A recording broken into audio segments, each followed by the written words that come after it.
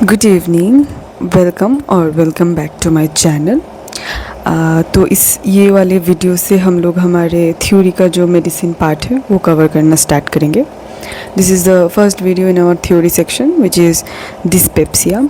मैं एक्चुअली जो मेरे कॉलेज में या फिर मेरे यूनिवर्सिटी में जो कि सबसे इम्पोर्टेंट टॉपिक्स है, जो कि मेरे क्लास में इम्पोर्टेंट है, जो कि मेरे फाइनल्स के लिए इम्पोर्टेंट है, मैं बस वही पढ़ा रही हूँ।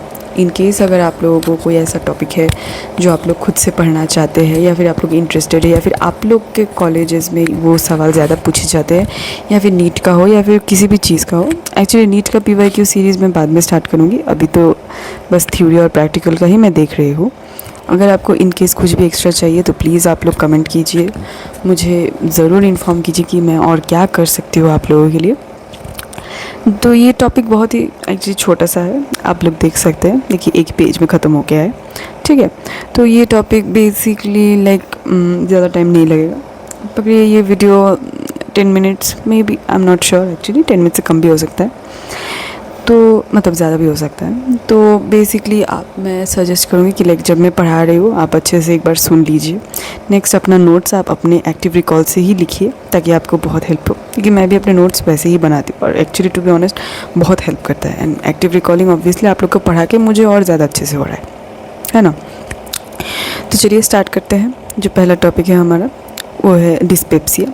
डिस्पेप्सिया बेसिकली एक ग्रीक वर्ड से लिया जाता है, जहाँ पे देखिए डिस और दूसरा वर्ड है पेप्से, ठीक है, जिसका लिटरल ट्रांसलेशन इंग्लिश में होता है डिफ़िकल्ट डाइजेशन। मतलब एक ह्यूमन बॉडी को डाइजेस्ट करने में प्रॉब्लम हो रहा है कोई चीज़। अब वो प्रॉब्लम बहुत कारणों की वजह से होता है, तो वो सब हम लोग पढ़ेंगे सामने। अब किसी को डिस्पेप्सिया हो रहा है वो आपको कैसे पता चलेगा? What are the symptoms of dyspepsia? First is discomfort, second is bloating and third is nausea, ठीक है। पेट में एक हमेशा से एक डिस्कम्फर्ट रहेगा कि खा नहीं पा रहे अच्छे से, कुछ गैस का प्रॉब्लम, कुछ पेट दर्द, ऐसे बहुत ही डिस्कम्फर्ट रहेगा, उनका कंफर्टेबल नहीं रहेगा बॉडी में। ब्लोटिंग हमेशा होके रहेगा, पेट फूल के रहेगा मतलब।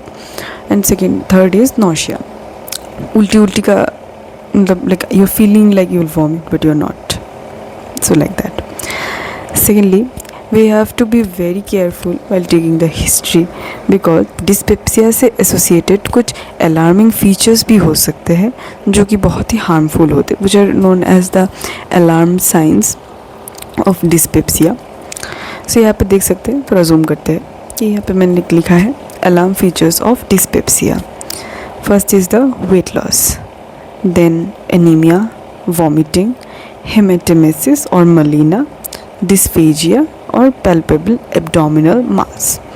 अब अगर इन केस ऐसा हो रहा है कि इनमें से कुछ दिख रहा है तो आप लोग को थॉरो इन्वेस्टिगेशन भी करना पड़ेगा। अब चलते हैं कॉजेज़ ऑफ डिस्पेप्सिया में, क्योंकि ऑब्वियसली वो खुद से तो नहीं हो रहा है, उसका कुछ कुछ रीजंस होता है। सबसे पहला है ये अपर GI डिसऑर्डर। ये जो चार्ट है आप खुद से भी देख सकते हैं, डेविडसन में ही दिया हुआ है, ये मैंने डेविडसन से ही लिया है। तो पहला जो चार्ट है उसमें बोलते हैं हम लोग causes of dysphagia. Upper GI disorder में peptic ulcer disease, acute gastritis, gall stone, oesophageal spasm, non ulcer dyspepsia and irritable bowel syndrome. ये कुछ रीजंस होता है जिस वजह से डिस्पेप्सिया हो सकता है एक ह्यूमन में। These are all the upper GI disorder. अगर ये ऐसे केस है उसमें डिस्पेप्सिया होगा ही, ठीक है, ये आपके जानने का चीज़ है, ठीक है।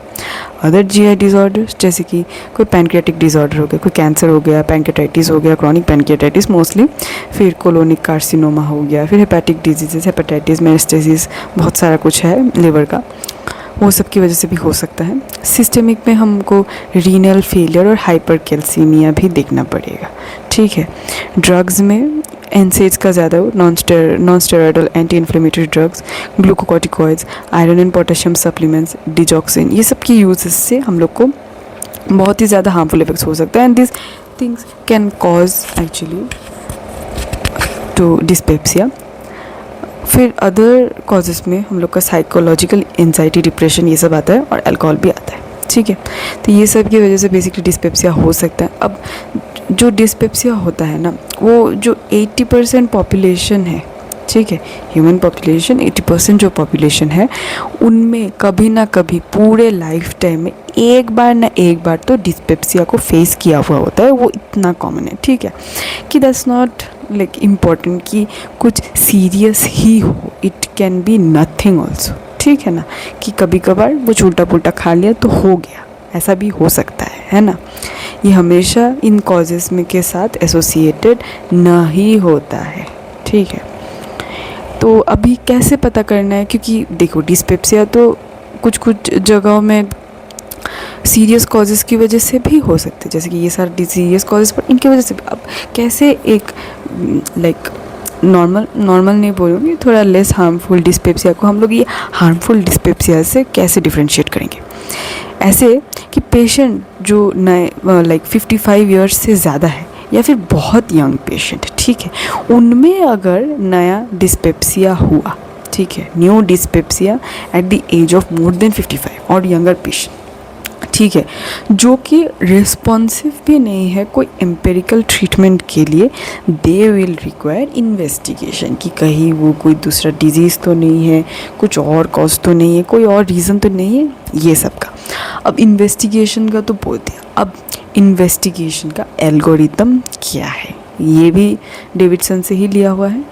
तो देखिए, किसी को अगर डिस्पेप्सिया हो रहा है, कोई पेशेंट आपके पास आ रहा है कि उसको डिस्पेप्सिया हो रहा है, तो तभी आपको उनसे पूछना है, ठीक है, सारा हिस्ट्री अच्छे से लेना है और देखना है कि ये जो 6 अलार्म फीचर्स मैंने बोले हैं, ये उनमें है क्या, ठीक है ना। तो अगर ये अलार्म फीचर्स है, ठीक है, कि हाँ इसमें अब क्या मतलब है कि कुछ सीरियस है, तो हम लोग को एकदम अर्जेंटली एंडोस्कोपी कराना पड़ेगा, ठीक है ना। अगर अलार्म फीचर्स नहीं है तो फिर हम लोग नेक्स्ट क्या क्राइटेरिया देखा था, हम लोगों ने एज देखा था, ठीक है, एक 55 ईयर्स से कम, एक 55 ईयर्स से ज़्यादा। 55 ईयर्स से ज़्यादा हुआ तो सेम उसमें आ जाएगा, थोड़ा अलार्म में ही आ जाएगा, फिर से हम लोग एंडोस्कोपी करेंगे। 55 से अगर कम हुआ, ठीक है, तो अब क्या है ना, थोड़ा 55 से कम जो लोग हैं उन लोगों को एच पाइलोरी की वजह से अल्सर का बहुत रिस्क रहता है, ठीक है। तो उसी चीज़ को ध्यान में रखते हुए हम लोग एच पाइलोरी का टेस्टिंग करेंगे, सेरोलॉजी करेंगे, स्टूल एंटीजन करेंगे, C13 यूरिया ब्रेथ टेस्ट करेंगे। ये सारा एक्चुअली एच पाइलोरी का, जैसे हम लोग अल्सर में पढ़ेंगे तब मैं एच पाइलोरी को भी कवर करूँगी और तब ये सब मैं पढ़ा दूँगी, ठीक है। अब वो टेस्ट पॉजिटिव आया कि नेगेटिव आया उस पर डिपेंड करेगा। अगर टेस्ट पॉजिटिव आया, ठीक है, तो अब हम लोग को ऑब्वियसली साबित हो गया कि उसमें एच पाइलोरी है, तो अभी हम लोग का ट्रीटमेंट का क्या गोल होगा कि एच पाइलोरी को इरेडिकेट करना। अगर सिम्टम रिजॉल्व हो गया तो फॉलोअप की भी ज़रूरत नहीं है, अगर सिम्टम रिजॉल्व नहीं हुआ तो फिर से हम लोगों को एंडोस्कोपी इस पेशेंट में कराना पड़ेगा, अगर एच पाइलोरी नेगेटिव आ रहा है, ठीक है। अब क्या है कि एच पाइलोरी भी नेगेटिव है और उसमें लाइक कोई ऐसे डिस्पेप्सिया का कोई दूसरा कॉजेज़ का रिस्क भी नहीं है, तो हम लोग उसको नॉर्मल सिम्टोमेटिकली ही लाइक ट्रीट करेंगे, जो कि ऐसे उसके सिम्टम्स थे जो कि हम लोगों ने पढ़ा कि डिस्कम्फर्ट है, ब्लोटिंग है या फिर नोजिया है, उसको हम लोग सिम्टोमेटिकली ही ट्रीट करेंगे, उसको कोई दूसरा अटेंशन का ज़रूरत नहीं है। So that's it for this video. I hope कि आपको ये अच्छा लगा हो। लाइक कीजिएगा, कमेंट कीजिए, सब्सक्राइब कीजिए और शेयर कीजिए अपने दोस्तों के साथ, अपने बैचमेट्स के साथ। Till then have a nice day. Thank you.